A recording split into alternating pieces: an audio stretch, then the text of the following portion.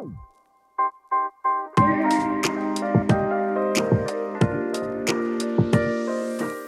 everyone, and welcome back to the London Watch Collector channel. If you just tuned in to my channel, I'm a watch collector, a watch enthusiast. I'm basically addicted to watches. And on my channel, I'll be sharing my passion for watches using 4K content. I'll be discussing and showing you brilliant timepieces ranging from Seiko to Patek Philippe. So guys, if you enjoy my reviews, please subscribe to my channel. Make sure to hit the notification bell and follow me on Instagram.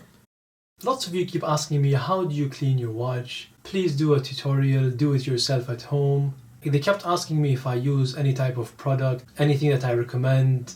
And there are products out there. I have used a couple I can recommend, but I thought I'm gonna film a review whereby you use the stuff you have at home to clean your Rolex watch. It's things that are actually located at home. As you can see on the table, we have a baby's shampoo, we have a baby's thermometer. That's just being extra.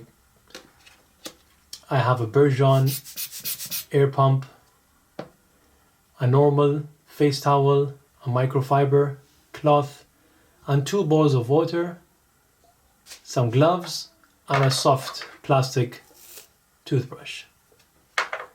So what I'll be doing in this review is I'll show you the best method to clean your watch.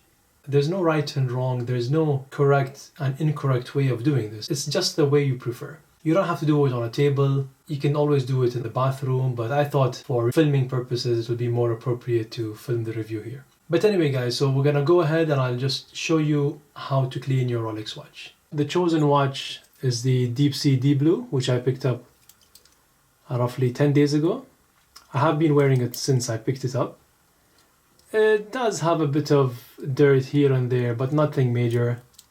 But I thought, being a diver's watch, would be probably going like 3.9 centimeters, but it's rated for 3,900 meters, so we might as well. What would you have rather seen featured in this review from my collection? Was the L.W.C Deep Blue appropriate or not? Let me know in the comments.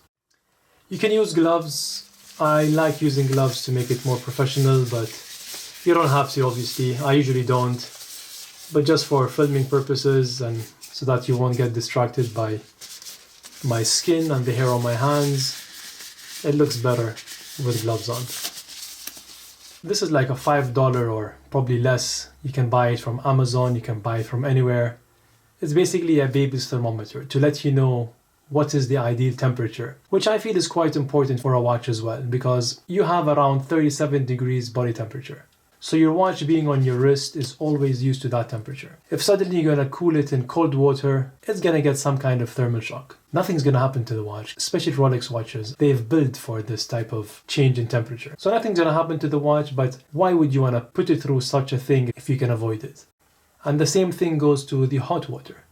So ideal temperature would be 36, 37, as they recommend for babies as well. So by dipping that into the water, you're gonna see the strip lighting up. It should stop around there to show us the ideal temperature. Yep, there it goes. So all 3 are lit. It's probably around 35.5, if you can tell from there. But this is basically ideal. So the first step is to ensure that your winding crown is completely screwed in to confirm the water tightness. And then just dip the watch into the water, let it sit there for quite a while. Just give it a nice rinse, let the water get into all the parts between the bracelet, etc. Give it a nice rub.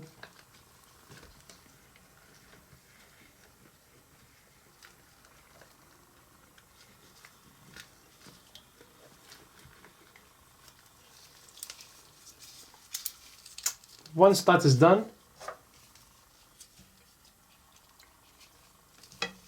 so I use the Johnson baby shampoo because I feel it's gentle on babies, so why not be gentle on your watch as well?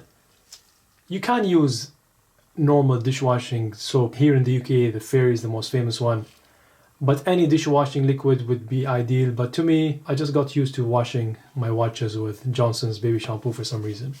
It says no tears as well, so the L.W.C would probably be happy. And then you can either directly apply the soap, or you can put it on the toothbrush as if you're brushing your teeth.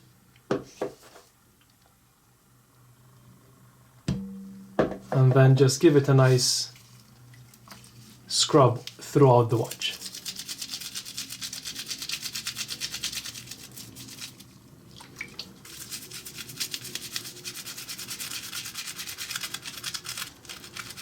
Make sure to go into all the edges and corners around the bezel, on the sapphire crystal. Don't worry guys, nothing's gonna happen to the watch using a plastic brush, because obviously plastic is softer than stainless steel. You have a ceramic bezel which is not gonna scratch, so there's nothing to worry about whatsoever. So as you can see, it foams up nicely, which is good. And just give it a nice scrub.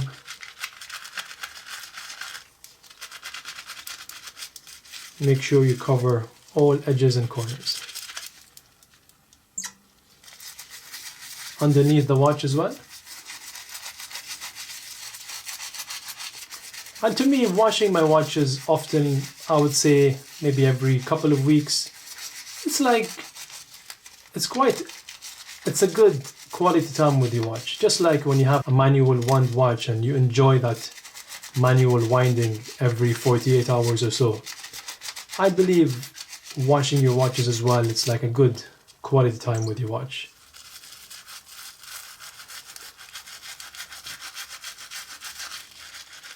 As you can see, I'm actually scrubbing it quite nicely, covering all the corners.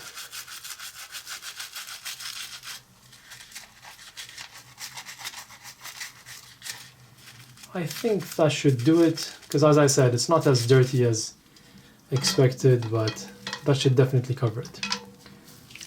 So I'm going to transfer the sponge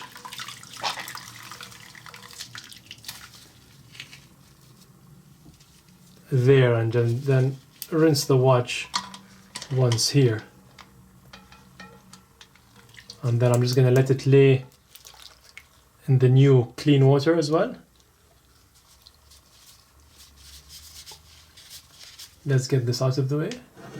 So rinse the brush and then just use the brush to again go over the watch while it's actually dipped into the water to remove any excess soap found anywhere around the watch.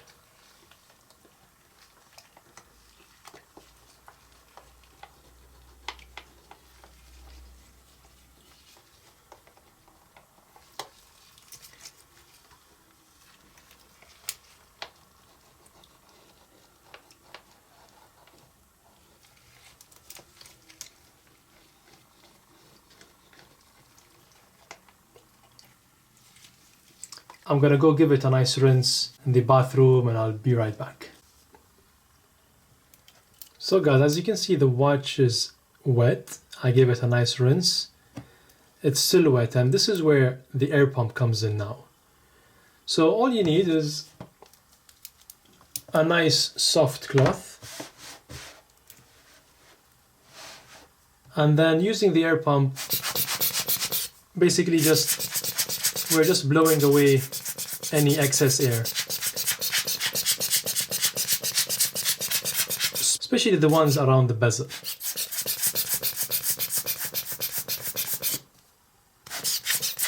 And this is a Bergeon air pump. Costs you again a couple of dollars on Amazon or eBay. You can also use a hairdryer for this in the cold mode.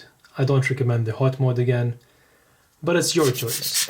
But I didn't want it to be a noisy review, so I decided to use a pump. Turn it over and do the same thing on the other side.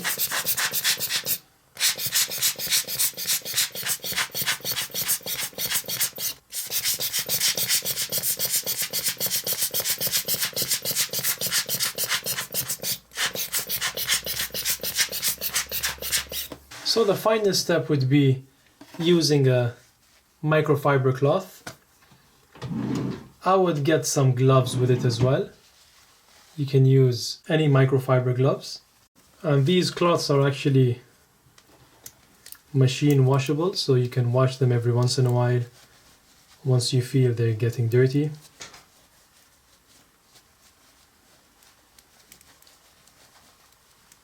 Make sure to get the edges as well.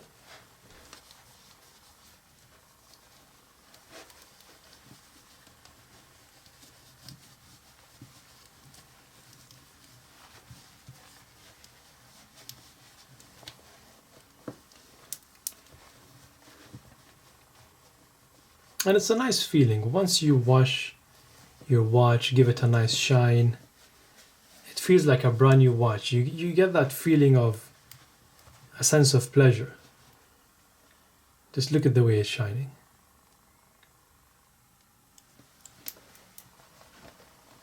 And imagine if you actually wash it every couple of months rather than couple of weeks. You'll even get a more enjoyable feeling.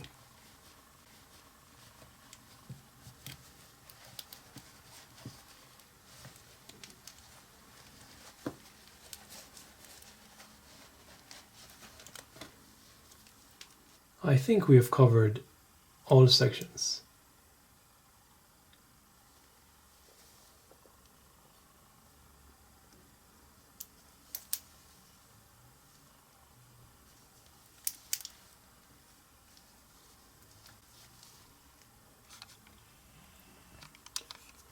And of course, guys,